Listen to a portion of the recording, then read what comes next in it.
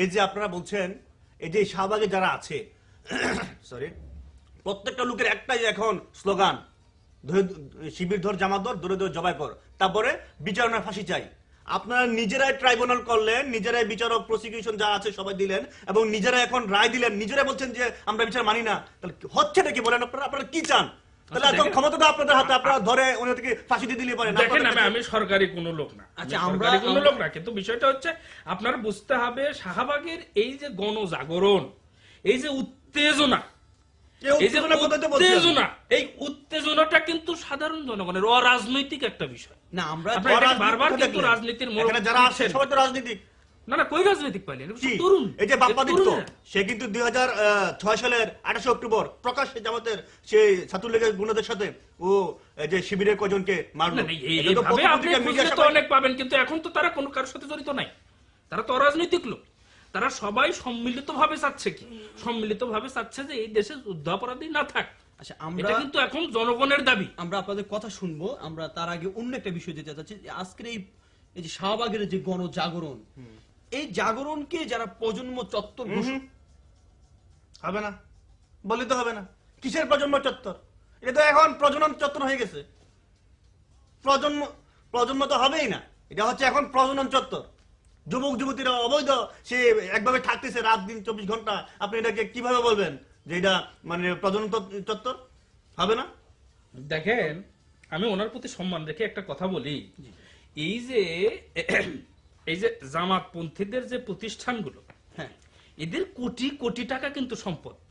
এখন আমার নিজেরই সন্দেহ হচ্ছে যে ওনাকে আবার কিনে ফেললো কিনা। তার কারণ উনি বরাবরই কিন্তু কথা যেগুলো বলছেন সেগুলো কিন্তু বরাবরই তাদের পক্ষে কথা বলছেন। এটা কিন্তু মোটেই গণতান্ত্রিক না। আজকাল তো যারাই সরকারের বিরুদ্ধে একটা কথা বলে তারা তো জামাত শিবির হয়ে যায়। আপনার তো, আমার তো ভাগ্য ভালো যে আপনি এখন আমার জামাতের কর্মী বলে আমার সম্বোধন করেন না। সেটা অস্বাভাবিক কিছু না, সেটা অস্বাভাবিক কিছু না। আপনি এই বিষয়টা যদি মিথ্যাও বলে থাকেন তাও কিন্তু সত্য। ঠিক আছে, প্রজনন চত্বরই মেনে নিলাম, আসলে প্রজনন হওয়া দরকার এখানে, এটা আমি ব্যক্তিগতভাবে আমি মনে করি। কারণ এখান থেকে যদি প্রজনন না হয়, এখান থেকে যদি তৈরি না হয়, তাহলে কিন্তু পরবর্তী যে প্রজন্ম সেটা কোত্থেকে আসবে? এখান থেকে আসতে হবে। এই যে তরুণদের উত্তেজনা, তরুণদের উত্তেজনা, এখান থেকে প্রজনন হওয়া দরকার, এটা আমার ব্যক্তিগত। আপনারা চাচ্ছেনটা কি একটু প্লিজ? না, চাচ্ছি যে পরবর্তী প্রজন্ম এটা যেন যুগ যুগ ধরে এই বিষয়টা চলে আর কি। না, তাহলে এই যুদ্ধ পরবর্তী বিচার যদি শেষ হয়ে যায় তাহলে এই প্রজন্ম কি করবে? এই প্রজন্ম আন্দোলনটা কোন দিকে যাবে? না, আমাদের আন্দোলন সেই পর্যন্তই থাকবে যতদিন পর্যন্ত এতে শুধুমাত্র যুদ্ধাপরাধী তো বিষয় না, আপনি তো ভুলে যাচ্ছেন বোধহয়। শুধুমাত্র যুদ্ধাপরাধীটা এখানে কিন্তু মূল ই না আর কি। এখানে ইসলামপন্থীদেরকে যে কোনো ভাবে এই দেশ থেকে বিতাড়িত করতে হবে।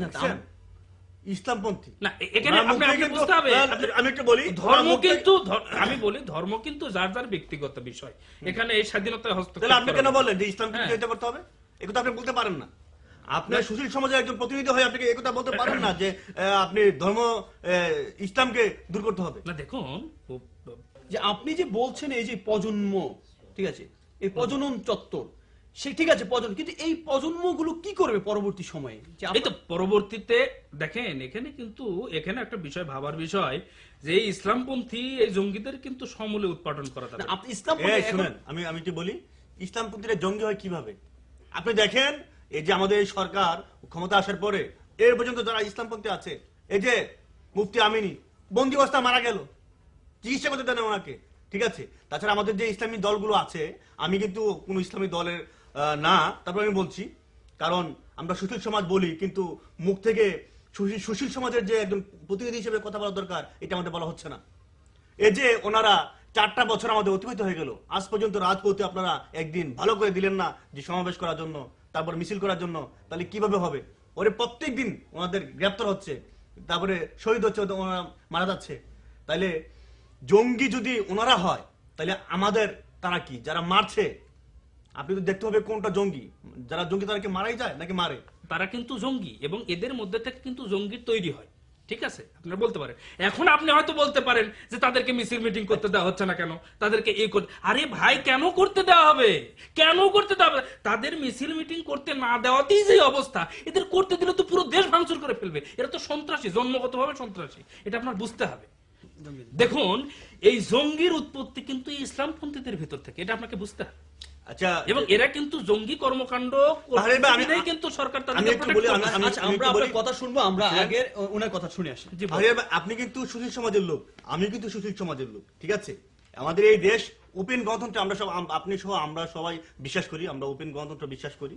এই যে একটা গণতান্ত্রিক রাষ্ট্রে জামাত শিবিরের যেমন গণতন্ত্র, ওদের গণতান্ত্রিক অধিকার, মিছিল মিটিং অনেক কিছু করার অধিকার আছে, তাই সবার কিন্তু আছে। তো ওদেরকে যদি আপনি না দেন, মাঠে ময়দানে কিছু করতে না দেন, তাহলে ওরা যাবে কোথায়? এটা তাহলে এক ধরনের আপনারা ওই যে বাকশালী টাইপের একটা হয়ে যাচ্ছে। না দেখেন, ওদেরকে করতে না দিয়ে যে অবস্থা করতেছে সারা দেশে, এখন তো করতে দিলে তো আরো বেশি ভাঙচুর করবে, এটা আপনাকে বুঝতে হবে। ওদেরকে আপনি দিয়ে দেখেন না, ওদেরকে দিয়ে দেখেন সমাবেশ। কেন কদিন আগে আমরা দেখি নাই ওরা শান্তিপূর্ণ সমাবেশ করেছে, মিছিল করেছে, সারা ঢাকা শহরে ওরা করেছে। কিন্তু ওদের তো আপনি সুযোগ না দিলে ওরা তো ভাঙচুর করতেই পারে। ওদের একটা আপনি যদি একটা কথা আছে না, সোজাভাবে না চলে বাঁকাভাবে চলতে হবেই। আচ্ছা ঠিক আছে, না।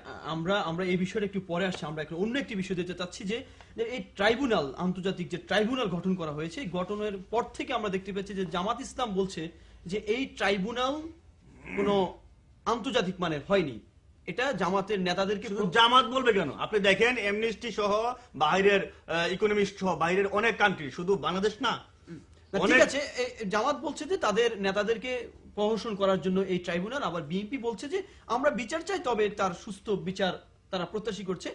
এখন যেটা আমরা দেখতে পাচ্ছি যেটা যে হচ্ছে আওয়ামী লীগ অর্থাৎ মহাদলীয় যে জোট সরকার, তারা বলছে যে ট্রাইব্যুনালের যে সংশোধনী এনেছে। আচ্ছা বিষয়টা হচ্ছে কি, দেখেন এই ট্রাইব্যুনাল বিষয়ে আমার যে বক্তব্য সেটা হচ্ছে যে আপনি যেভাবেই বলেন না কেন, এই যুদ্ধ অপরাধীদের যে অপরাধ সংগঠিত করেছে স্বাধীনতা যুদ্ধে, এটা আপনারা সবাই জানি।